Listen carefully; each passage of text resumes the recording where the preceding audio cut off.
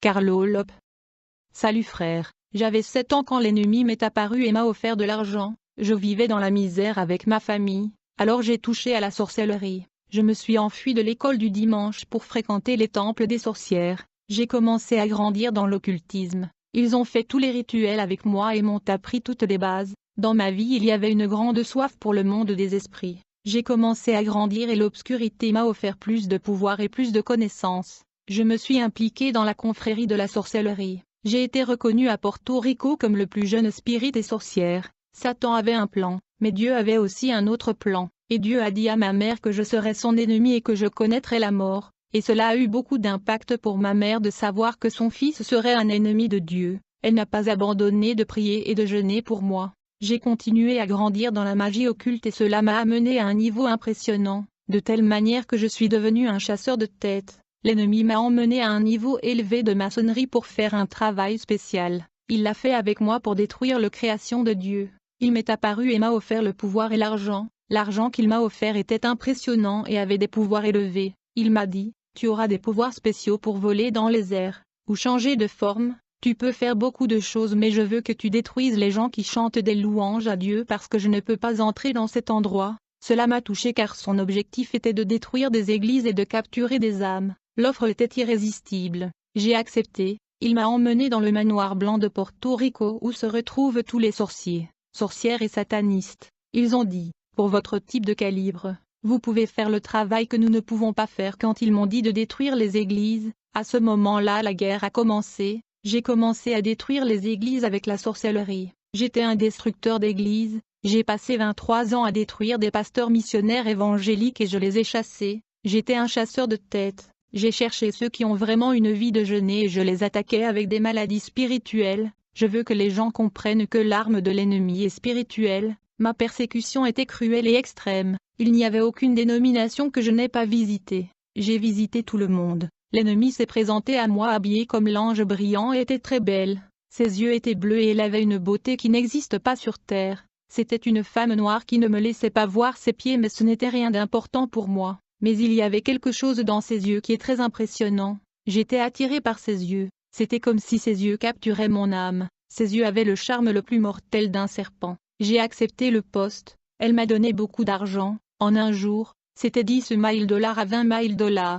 Parfois elle me disait, je te donnerai 50 000 $ mais je veux que tu détruises complètement cette église. Chaque fois qu'elle apparaissait à moi c'était une mission. Elle a dit, je veux que vous détruisiez ce pasteur en particulier. Je lui ai dit, pourquoi ne le détruisez-vous pas vous-même? Elle m'a dit, je ne peux pas être partout à la fois. Elle-même a reconnu qu'elle n'était pas omniprésente. Elle a dit, ce n'est pas seulement vous qui détruisez les églises, mais il y a aussi des spirites, des satanistes, des sorciers partout qui détruisent des églises. Le diable m'a toujours envoyé un message qu'il y avait des gens de Dieu qui étaient audacieux, ces gens-là sont saints et séparés du monde, et beaucoup de sorciers ne peuvent pas les toucher car ils sont remplis du Saint-Esprit, et ils nous font la guerre, nous ne pourrions jamais les toucher, nous envoyons des accidents, des infirmités spirituelles et des lances de mort et pourtant nous ne pouvons pas les toucher. Je veux que vous compreniez que Satan peut guérir votre maladie afin que vous deveniez sa captive. C'est son mensonge mais le seul qui a le salut est Jésus-Christ, il a la vérité et la vie. Le Seigneur me cherchait toujours parce que j'ai une mère qui jeûnait et priait toujours pour moi. Je suis allé dans une église qui priait et jeûnait et j'ai vu un manteau blanc couvrant ces gens et j'ai pensé, qu'y a-t-il dans ces gens que je ne peux pas détruire? J'ai pu détruire de nombreuses églises et pourtant dans cette église, je ne pouvais même pas enlever les cheveux de ces gens. J'ai dit, qu'est-ce que ces gens ont que les autres églises que j'avais détruites n'avaient pas? J'ai lancé des sortilèges, des charmes, de la sorcellerie sur les portes de ces églises sérieuses mais je ne pouvais rien faire à ce peuple. Le Saint-Esprit marchait avec eux et cela m'a empêché de leur faire quoi que ce soit. Il y avait des gens qui allaient à l'église et je cherchais quelqu'un à détruire, n'importe qui, que ce soit le pasteur ou les membres de l'église. J'ai trouvé une dame qui aimait le mari de quelqu'un d'autre. Grâce à cette dame, j'ai pu détruire les mariages d'autres chrétiens. Je l'ai utilisée comme une porte ouverte pour apporter des malédictions à son église. Je lui ai envoyé quelque chose pour faire le déversement sur l'autel afin d'infecter les autres couples mariés. C'est fort les frères, il faut démasquer le diable. Finalement, des chrétiens sont venus chez moi, mais je n'ai rien pu faire contre eux, car quand ils ont frappé à la porte il y avait un homme resplendissant devant eux, et ensuite ils ont détruit mes statues et mes images. J'ai pensé, qui sont-ils pour faire ça? Qui sont ces gens?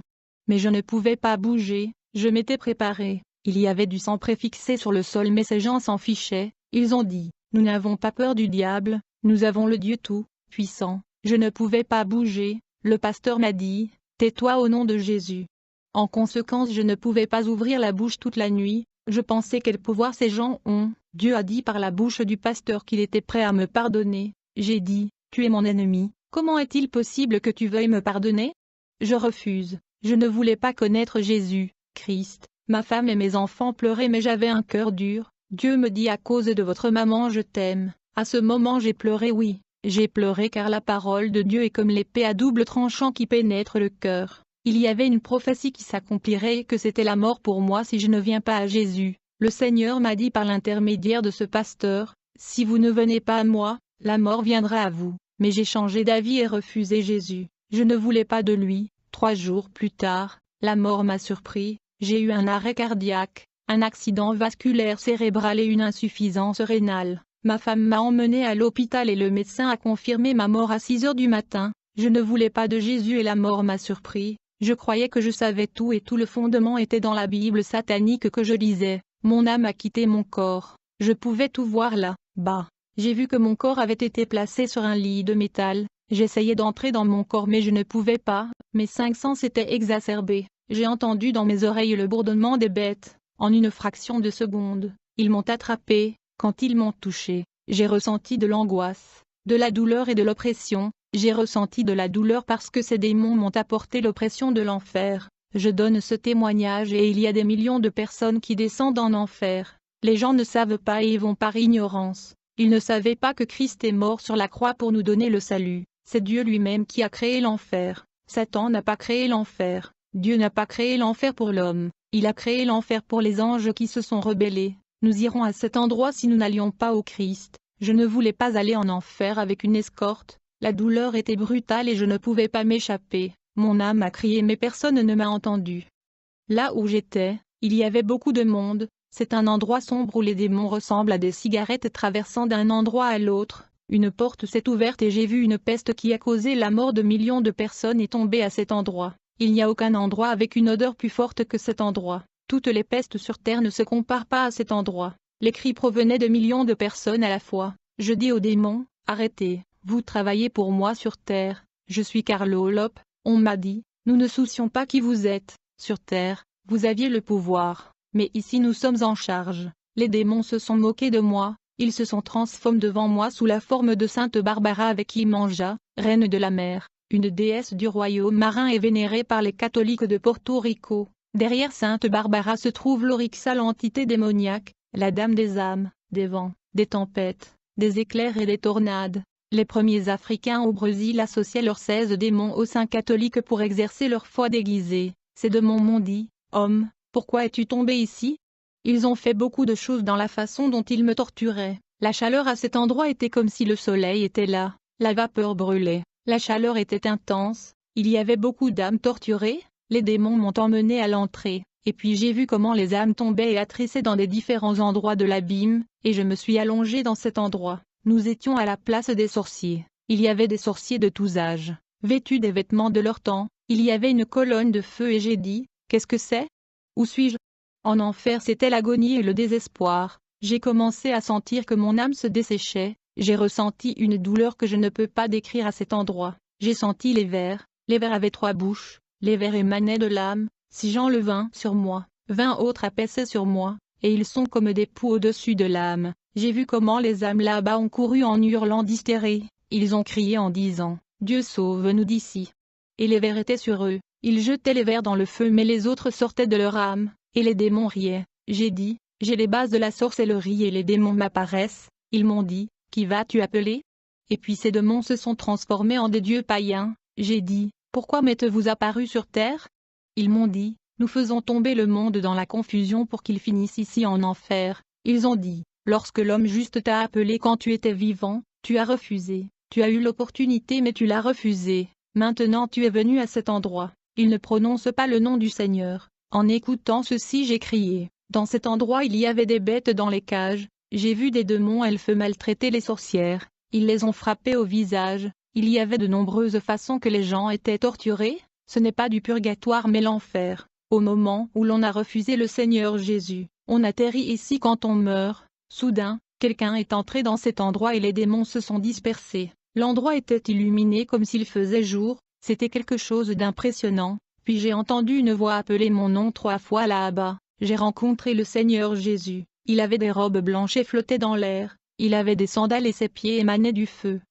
Son feu était différent du feu de l'enfer. Puis une main est apparue et a versé le sang pour me nettoyer. J'ai commencé à ressentir du soulagement et les vers m'ont quitté. J'ai dit, Seigneur, sors-moi d'ici, je vais prêcher ta parole. Je sais que je suis un faux, je sais que je t'ai persécuté, laisse-moi sortir d'ici. Le Seigneur m'a dit de me taire, et il m'a dit, je suis juste venu te chercher parce que j'ai promis à ta mère. Je ne suis pas venu parce que tu es Carlo Lopé. Je peux envoyer une personne en enfer et lui donner une révélation. Je suis venu te chercher parce que j'ai fait une promesse à ta mère. Ce qui m'a marqué, c'est de voir ces bêtes animales. Des démons en forme de scorpions torturaient les prostituées. Je pouvais voir les hommes qui buvaient de l'alcool. Les démons leur donnaient de l'acide et ils buvaient et consommaient. J'ai vu des montagnes de cocaïne, les montagnes de marijuana et les démons y ont fait plonger les âmes mais pas pour le plaisir mais pour la torture. Je pouvais voir des endroits en enfer où les âmes tombent et n'atteignent jamais le fond. J'ai vu de nombreuses chambres mais tout était en ordre,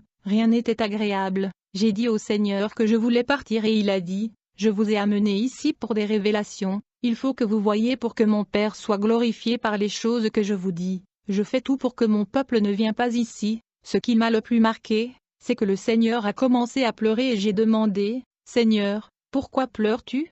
Il m'a dit, je t'emmènerai dans un endroit plus terrible, un endroit dont personne ne veut, un endroit qui, à cause de ma parole à laquelle mon peuple ne veut pas obéir, la même parole qui te soutient est la même qui te condamne. Je pouvais voir un lac et à cet endroit, je pouvais voir des gens submergés à cet endroit et les démons les poignarder, les torturer et se moquer d'eux. J'ai vu des gens vêtus de costumes. Le Seigneur m'a dit, ce sont des pasteurs, ils m'ont volé les dîmes et les offrandes, ce sont mes gens qui n'ont pas donné la dîme et donné des offrandes. J'ai dit, Seigneur, les bergers sont bons, pourquoi sont-ils ici? Le Seigneur m'a dit, avec le temps, tu comprendras pourquoi aucun voleur n'entrera dans mon royaume. J'ai pu voir un évangéliste qui a trompé les gens, leur disant des mensonges et les manipulant et le Seigneur m'a dit, vous ne pouvez pas tromper le Saint-Esprit. Vous ne pouvez pas tromper les gens. Vous ne pouvez pas manipuler la parole car sinon les fléaux de mon livre tomberont sur vous. Je n'ai pas compris ce que le Seigneur m'a dit. Il m'a dit, voyez-vous le missionnaire là-bas?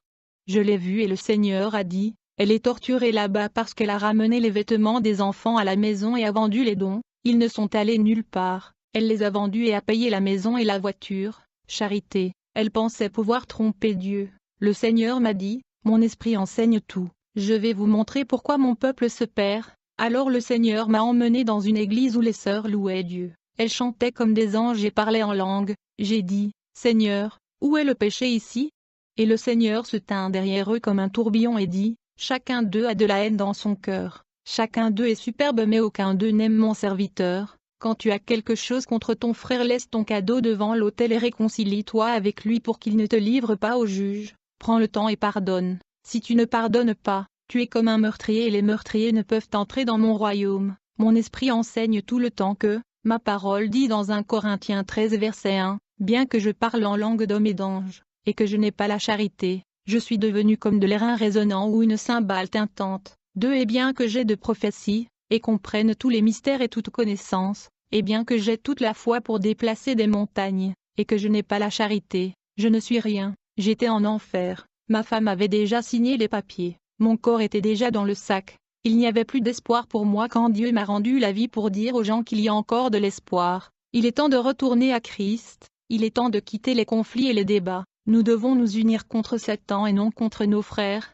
nous ne pouvons pas dénigrer nos frères s'ils sont tombés, nous devons les relever, quelle que soit l'église que vous soyez, quoi qu'il arrive, titre que vous avez. J'ai vu des gens en enfer qui ont servi plus de 50 ans de l'évangile mais ils sont toujours perdus frères. Il n'y a pas d'église parfaite. Le Seigneur a restauré mon corps et les médecins de l'hôpital ont dit que c'était un miracle. Nous sommes lumière au milieu des ténèbres. Amen.